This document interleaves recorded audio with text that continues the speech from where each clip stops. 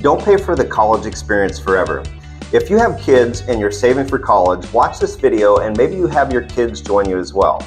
I want you to imagine two students walking into a college campus. Both have access to the same amount of money for school, but one graduates with little or no debt, and the other graduates owing tens of thousands of dollars in student loans. 4 years later, their financial lives may look dramatically different. One of the most important college planning questions isn't where should I go to school, it's how much debt am I willing to take on to get there. On a recent episode of Paladin Financial Talk, our podcast, we discussed the reality of student loans with tax professional William Nusser. One of the most important points he made was don't pay for the college experience forever.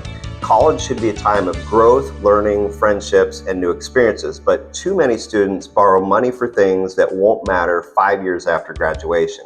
A more expensive apartment, spring break trips, eating out every night, or simply choosing a school that creates a level of debt that's difficult to manage later. The challenge is that student loans often don't feel real when you're 18 years old. The money shows up, classes start, life moves forward, and repayment feels like a problem for future you, which it is. Then graduation arrives. 6 months later, the student loan company wants its money back. So the reality is that student loan debt can affect some of life's biggest decisions: buying a home, saving for retirement, starting a family, changing careers, or maybe even starting a business.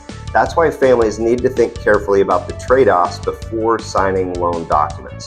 Now, this doesn't mean college isn't worth it. Education can be one of the best investments you'll ever make. But like any investment, there should be a plan. At Paladin, we often talk about the importance of building a financial plan before making major financial decisions, and college is no different.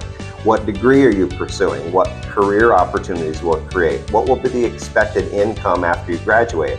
And how much debt is reasonable based on those future earnings? One of my favorite lessons from this conversation is that there's a difference between investing in your future and financing a lifestyle. College education may be an investment, but financing the college experience forever can become a burden. The goal isn't necessarily to avoid all student loans. The goal is to graduate with options. The more debt you carry, the fewer choices you'll have after graduations.